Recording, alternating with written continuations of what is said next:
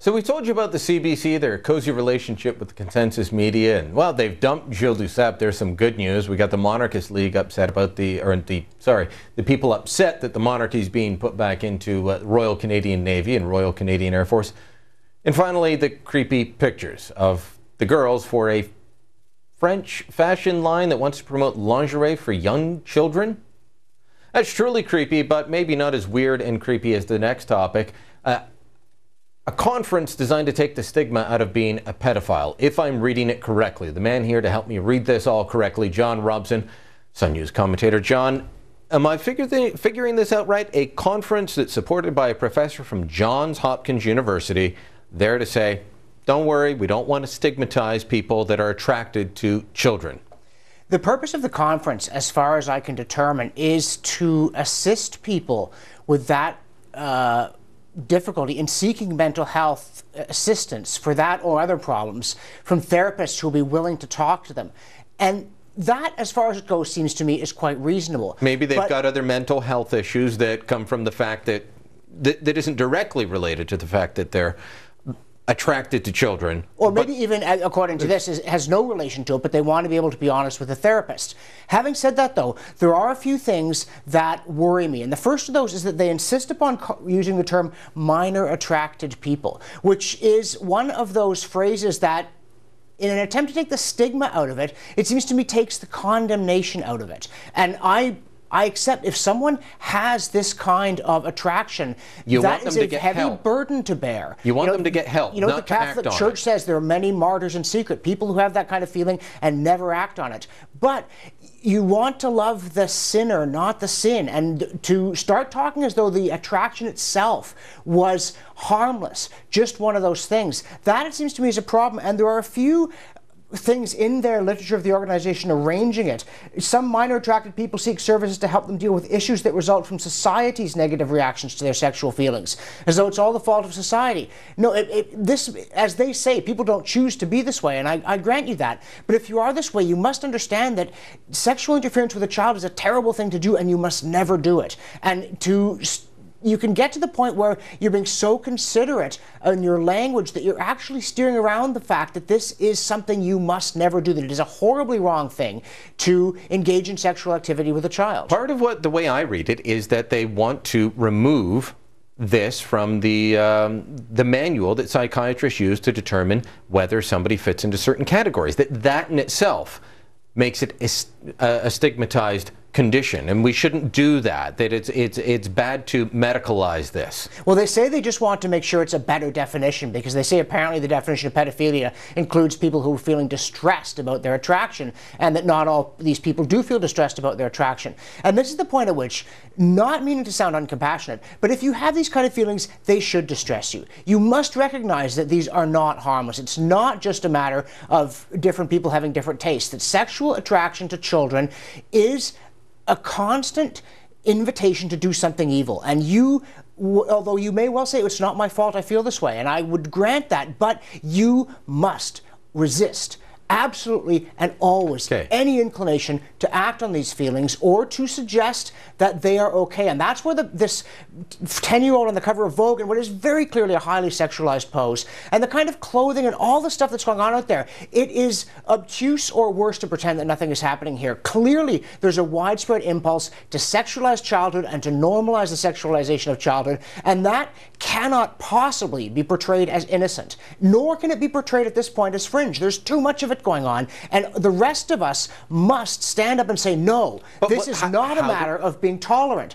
This is a matter of being blind to evil. How do we do that? We've got these groups saying, you've got to let Ernie and Bert marry, which to me is sexualizing a children's program that doesn't need exactly. sexualizing. It's not anti-gay, it's the children's program and children's characters. You've got the Paris Vogue, you've got the lingerie ads, you've got people constantly trying to sexualize children on the one hand from the entertainment industry, from the fashion industry, and then you've got the academics saying, oh, let's not stigmatize.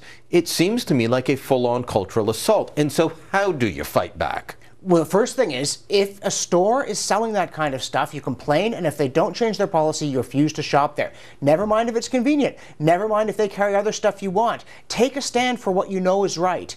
Don't buy magazines that portray this kind of image and use it to sell their product. Refuse to be engaged with it, refuse to be indifferent to it, speak out against it.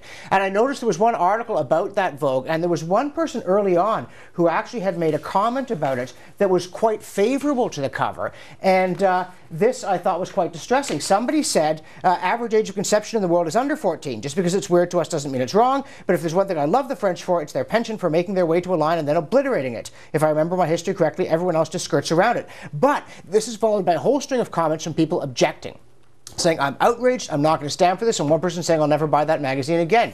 You can absolutely use your power as a consumer and as a citizen to strike back. Don't be embarrassed. Don't be afraid to be stigmatized yourself if you say this. So people say, oh, well, they used to talk that way about homosexuals, you know. Yeah, they did. We have now come to a better understanding of how one should feel about that. But everything is not the same as homosexuality. I noticed there's also a movement, I've been collecting notes on this, to legitimize incest. And in fact, one of the problems is the same arguments that were used for other kinds of sexual liberation. Oh, well, it's love between consenting adults, who are we to object? The people who made that argument about gay marriage never thought to themselves, for some reason, where else might this lead? Polygamy, for a start, and then incest. How do you not apply that argument? They needed to find a different argument. And people were afraid to say, wait a minute, the logic of this is no good, because they're going to get called a homophobe. Well, don't be afraid of it. I said that your logic is no good. This will lead to polygamy and other things, and was called a homophobe. And you were called, so was I, you know. I wrote a piece that started out, guess who's coming to dinner? It looks like Bob and Carol and Alice, but not Ted. And sure enough, this is some rumbling forward.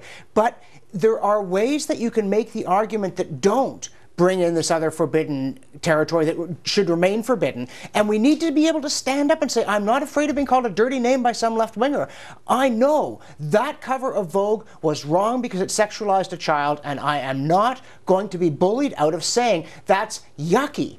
Well, as I said earlier, it got Heather Malik and I agreeing on something, and that's difficult. That's difficult, but it can happen. It can happen. Now, this is important, and you know, I've been talking all week and part of last week about fighting back against the entitlement culture. I think this is the same thing. You've got to fight back. You've got to take a stand, and I think it includes not just saying, I won't shop at that store, I won't buy that magazine, but also speaking up when you're talking to your friends or your family or your coworkers and these sorts of things come up.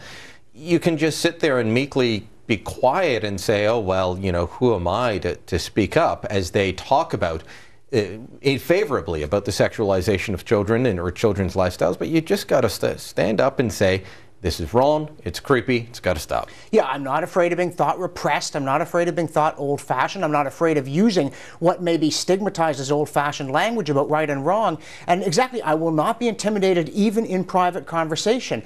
I know this is a bad thing. I know it is an important thing. I know it is not trivial. I'm not making a mountain out of a molehill here. This pervasive sexualization of children in advertising and in merchandising and in the arts and to some extent, as you said, in academia, is a movement that will do huge harm if it is not stopped, and I am not going to be one of those who stood by and watched it happen. Well, I've said that I think that in 20 years we'll be looking back as a society and saying all those people that said pedophilia was wrong, aren't they? So they were rubes.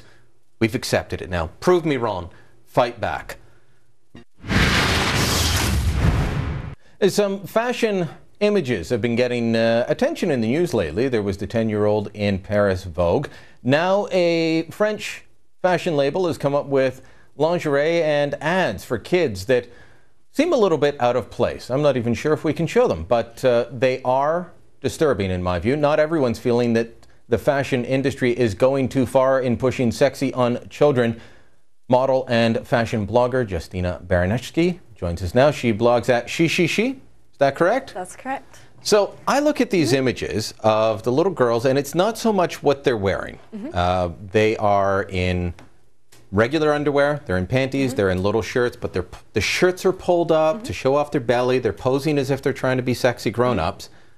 That's the part that gets bothersome. That, the bouffant hair, trying to be as if they should be in Maxim or something. Well, which are we talking about? Because you're talking about two different editorials. The Vogue Paris one didn't have any skin showing, really. It was in an adult context. The Paris fashion line, we'll start with that one. Yeah. And that one, they're really posing as if it's trying to be for a sexy magazine shoot. You're talking about the lingerie. The lingerie ads. Yes, absolutely. I'm not going to agree with them Okay. from that point of view. I think, you know, there's two different contexts. In terms of Paris Vogue, I don't see an issue with that editorial at all. And we can talk about that after if you like. But Sure. the one with the lingerie, yeah, you're posing children in a sexual light or in a more adult context than they actually should be. And I'm not sure I agree with that either. Yeah, I mean, there was an attempt by a lingerie company here in Canada to have La Senza Girl. And as we were talking about this, people kept saying, well, we've got La Senza Girl in Canada. What's the problem? They never used any sexy images. It was sporty, it was fun, it was bright colors, and it was pajamas and underwear. It wasn't, oh, look at me, I'm not even going to attempt to pose. You don't want that. No. But this was going a step beyond. Is this creating waves in the fashion industry, or is it just now, as it, you know, we spotted it in the Daily Mail in Britain, is it just now starting to get some blowback? I think we've, you know, these images are a little bit more extreme than something that we've seen in the past, but we've, you know, the fashion industry, the modeling industry has always used young girls in a context like that. It just hasn't been that obvious. The average starting age for a model is 13. So they're a biscuit older than the 10-year-old, but it's still incredibly young. And the 13-year-old models out there are posing as adults. So it's not something that's necessarily new, which is why some people in the fashion industry aren't exactly as outraged as the general public, because we're so used to it. You start at 13. That is when you start working for Prada and Chanel and Christian Dior. That's the starting age. 10-year in Vogue. Yep. I thought that she was done up to be like someone going out to a nightclub or to walk the streets. That one I thought went too far as well. Okay. It's one of the few times that I agreed with Heather Malick in the Toronto Star. She said she was revolted by it. I tend to agree. And the reaction in the fashion industry is, eh? Yeah. Well, I think it's taken out of context. If you look at that magazine as a whole, that whole entire issue, it was about age. And I thought they made a really incredibly smart parody on themselves, on the fashion industry. The magazine started out with that editorial. There was no skin showing. They did have makeup on. They had very adult clothes. But then I look at something like that and I compare toddlers and tiaras. Which one's more outrageous? They really? both are. They both? No, I don't know I would about say that. we should be dumping toddlers in tiara. That's the whole John Bennett Ramsey type thing. That's much more outrageous to me. But this was a 10-year-old model that was supervised by her mother. She seems to be happy and healthy. And then again, if you look at the magazine as a whole, as an artwork of its own, they had so many different editorials with women of every age, shape, and size. They finished the magazine off with an editorial of two 60-year-olds. Beautiful clothing, but in the heat of passion and in lust. And I think that's what they were trying to talk about is, you know, beauty and youth. When is too old? When is it too young? And that's what they were trying to do, is spark this dialogue and really get people talking about age and fashion and beauty. And you can't really do that without depicting it. Well, I think you can depict beauty in young people without making them out to be vamps. No, that's true, but that's the point. That's what they were trying to shed light on, is that this has always been in existence, this glorification of young beauty and the 13, 14-year-olds. We've never noticed it because when you look at, for example, a Prada ad, the way that they are right now, most of the girls are 13, 14, even younger.